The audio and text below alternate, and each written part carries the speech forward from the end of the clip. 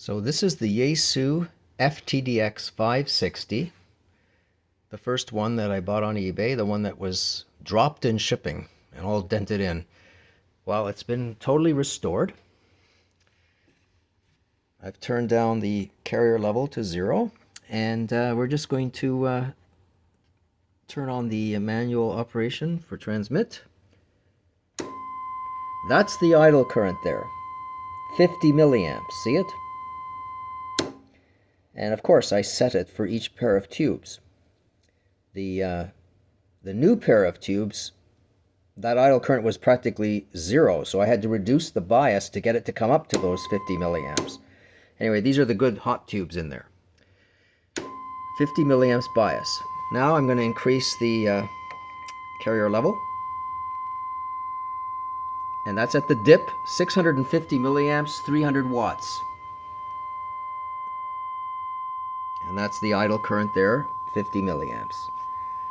And if the tubes were really brand new, I could probably get this up to 700 milliamps, and that would give me 350 watts. So this is pretty hot. From 1969. A Yaesu FTdx-560. All restored, transmitting and receiving now. And the second one over there, yeah, that one there needs just new tubes. That's all. But it was amazing what was wrong with this one. When I wiggled these, I could hear a signal coming on the other side. Here, I'll show you. If I put on the calibrator.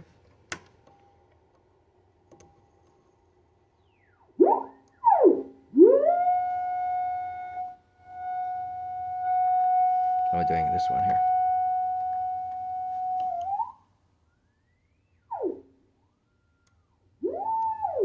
When I went to the other side of 0 beat and I wiggled this, you could hear a big increase in signal. It went up to S3.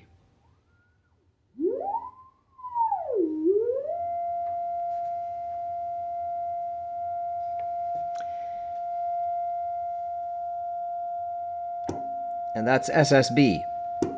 The difference before was 4S units.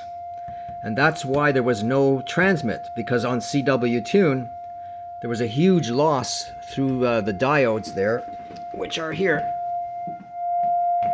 The two filters have diodes to select them, sideband and CW. And the diodes were leaking to ground. Poor soldering, everything was bad in that area. It sustained damage. So it's all totally restored now. Nice printed circuit board, solid. Very, very happy with the radio. I like the backwards reading S meter, of characteristic of this very early Yaesu. What a beautiful radio. What a gorgeous radio. 560 watts input, 300 watts output, maybe even more with new tubes.